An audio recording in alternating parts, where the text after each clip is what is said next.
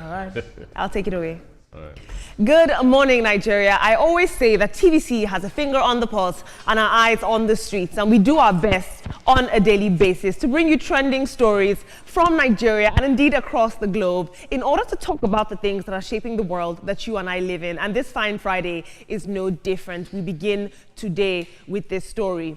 Yusuf Buhari, the son of the late former President Muhammadu Buhari, fought back tears yesterday as he publicly thanked President Bola Ahmed Tinubu for honoring his father with a full state funeral. Speaking during a special Federal Executive Council session in Abuja, Yusuf, who was accompanied by his siblings, expressed his deep gratitude to President Tinubu and his administration for the respect shown to the former leader in life and in death. He also extended appreciation to the National Assembly, the Katsina State Governor Dikko Rada, other state governors, and Nigerians across the country who stood by the family during their time of grief. Take a look at the young Yusuf Buhari addressing the nation. It has showed that he was regarded far more than a politician, but regarded as a friend and a father. To all members of the Federal Executive Council, for the care and befitting state burial accorded to our late father, we appreciate you all. To the memory of our late father, and we're sincerely grateful for all the support and solidarity expended to the family. May Allah continue to bless us all and to bless all of us. Thank you, Daddy. Thank you, Daddy. Thank you, Daddy. May Allah continue to bless, to guide and protect you throughout your tenure successfully. Long live Mr. President, and long live the Federal Republic of Nigeria. Thank you. Now, President Buhari, the late President Buhari, passed away on Sunday at a London clinic, and his body was flown back to Nigeria and buried in the Katsina State on Tuesday, with President Bola Tinubu leading the tributes and final rites. Indeed, we must remember that leadership and life will always come to an end, but legacy will continue to speak long after people and voices are gone. Let's take a look at social media. A very eloquent young man. I think that he represented his father very well. Henry MD says, excellent speech, a well-trained son from a disciplined father. Well done, Yusuf Buhari, and accept my condolences. Your father, President Buhari, was a good man who loved Nigeria. We'll take two more tweets.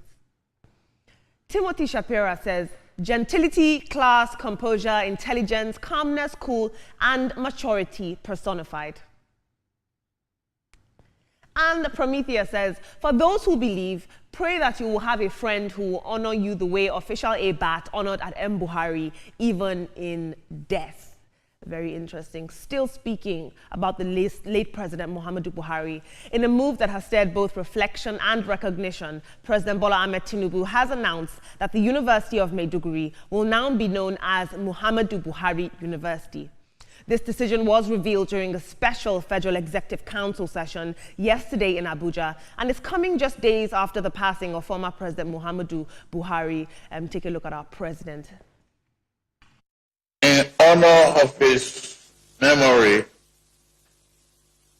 with this special session of the Federal Executive Council expanded, and we adopt the naming of University of Maiduguri with a new name as Muhammadu Buhari University Maiduguri.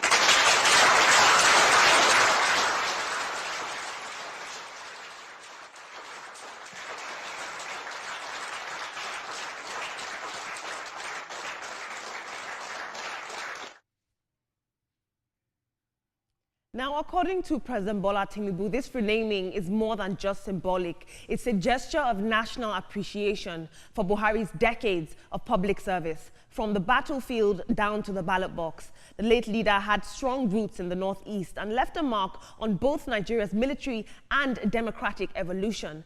And the Ministry of Education is expected to roll out formal details on the transition in the coming days. I saw a lot of sentiment online that was saying, why do we constantly rename things after late leaders? How else do we immortalize them except in our institutions and in the hallows of fame? Let's take a look at social media. 30 Cent says, a thoughtful gesture to honor the late President Buhari's legacy, especially given his efforts in restoring peace to the region. However, it's worth considering how the local community feels about this change. Will it resonate with their experiences and needs? I'm open to hearing diverse perspectives on this. Bashir Ahmed says, Muhammadu Buhari International Airport is in Borno. Muhammadu Buhari University is in Borno. While Muhammadu Buhari's roots lie in Daura Katsina, his legacy is cemented in Borno, a place where he served, defended, and built. That is a very apt point. And finally, Dr. Izu says, my question is, what tangible contributions did Buhari make towards improving the Nigerian system? Moving on from politics to the people, a disturbing video circulating online shows a violent confrontation between Nigerians living in Vietnam and Vietnamese police officers. In this footage, gunshots ring out loudly as chaos unfolds on the streets, with a lot of reports suggesting that at least one Nigerian man lost his life during this clash. Now, in the video you're about to watch, we don't know the exact cause of the altercation. It remains unclear, but some of the Nigerians in the video are alleging that they are being hunted and killed one by one, and they're claiming that the Igbo ethnic group in particular are being singled out. One visibly shaking man in the clip pleads for help, and he's accusing Vietnamese authorities of a targeted campaign to push them out of the country. Of course, this video has concerned social media, with calls for the Nigerian government to urgently investigate what led to such a breakdown in safety and diplomatic relations. But the bigger question now is, what triggered this deadly encounter, and why are Nigerian lives seemingly under threat abroad? This is very interesting. This video does a good job of highlighting the racial profiling and the tensions and the alleged targeting of African migrants in Vietnam. But I think that the retaliatory violence that we saw from Nigerians, it really doesn't do much to ease the already terrible diplomatic relations that are going on between the Vietnam and Nigerians. I think that in order to get a lawful resolution, they're going to have to be peaceful. They are in a host country. Let's take a look at social media. Peace and War says, Nigerians often forget when they travel abroad, they are guests in someone else's country. They carry this misplaced sense of entitlement, as if their Nigerian identity should earn them special treatment, forgetting that they are foreigners with limited rights, not citizens. You can't go into another man's land, behave like you own it, and still expect to be welcome just because you're Nigerian. It doesn't work that way. Shola Matthews made this submission. He says, this is ridiculous. Humans should be treated with respect no matter what tribe they are. God protect every Igbo person everywhere. If they have issues, they should report to authorities and not take justice into their own hands. Very key.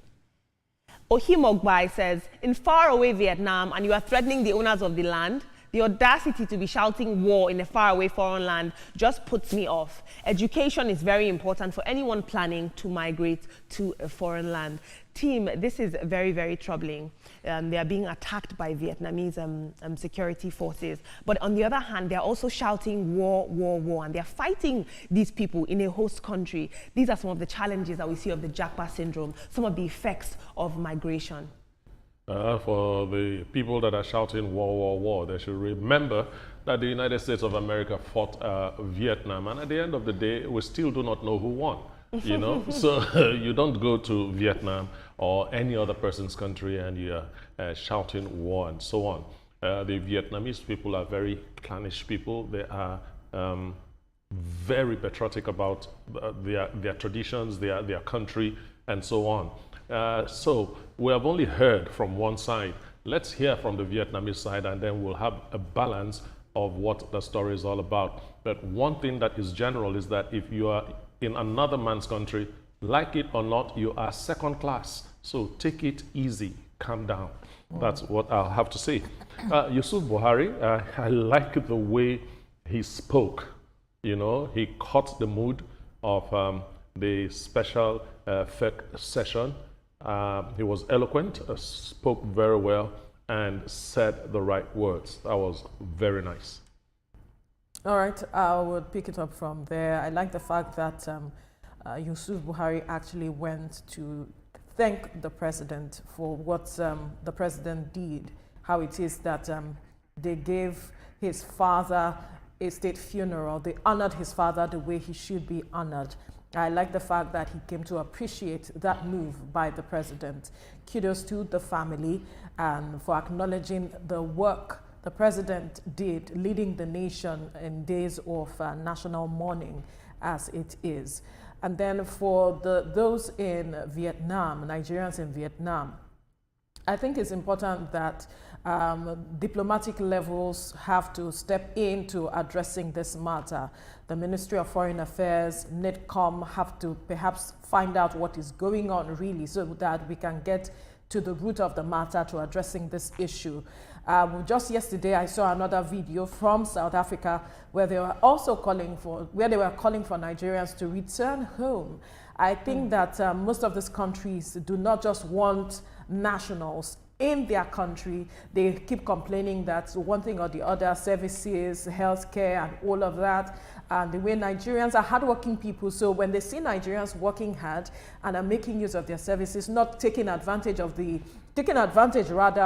opportunities they could have taken advantage of, they begin to feel threatened. But we do not know the root of this matter. So I think that the foreign ministry needs to step into addressing whatever is going on as we speak, because this is a diplomatic issue. Again, kudos to the president for naming UNIMAID after the late former president, Muhammadu Buhari. My condolences still go to the family of former President Muhammadu Buhari. It was a very solemn time to sit back behind the TV, not as a couch potato, but to watch the elongated session of the FEC meeting yesterday. The president really did well. Yusuf Buhari, quite eloquently, and then he caught the mood, just as you put it, Atoma. And Nigerians were watching yesterday, even those who were staunch enemy of former President Muhammadu Buhari, converted yesterday to respecting the family, having a child who was not always there in Aso Rock. Of course, we one way or the other had his name, Yusuf Buhari, and when he had accidents, I think on power bike or something, when he hit his head, and that's the guy. He's looking very handsome. I could see Olamide the other time, saying that, yeah, this guy looks very handsome. I can give you his number if you don't mind. And he became even better. You have to expose Olamide like that. Can you imagine, Veronica? What is this? It was an honest comment. I'm just doing my job. Yeah, you do your job. I don't know. so, and then having to name University of Maiduguri after former President Muhammadu Buhari, was a good thing. No, it's a good thing, really. But one thing we need to ask is, yes, he is honored for his service to Nigeria, militarily, politically, but we need to ask the students, how do they feel? We also need to ask the community, what do they feel? But this is a time for us to reflect, because it's a big legacy, not just to the family of Muhammadu Buhari, it's also a big legacy to us all as Nigerians. How do we want to be remembered? What do we want to be remembered for? Now, going to Vietnam, it's so sad to see our patriots, Nigerian fellow citizens in other countries being treated badly. But I guess, few research that I conducted, had to do with the fact that some of them are involved in drugs, some of them criminality, some of them advance fee fraud, etc. There are so many good people doing so well in other countries. But how about the few bad eggs that are naming and shaming Nigerians one way or the other? We should be very, very careful the way we conduct ourselves beyond our borders. So this is a question. People that are facing problems, because also another problem is some of them are also facing the challenge of not renewing their visa. So they should look for where the embassy is. I think it's in Hanoi or Ho Chi Minh, there in Vietnam.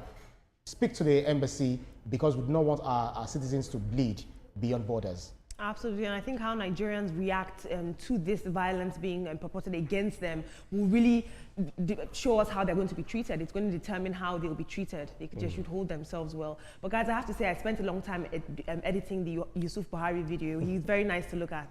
Yeah, I just mentioned the reason. Now you are confirming what the Brian did. I'll take a few more stories. On a more light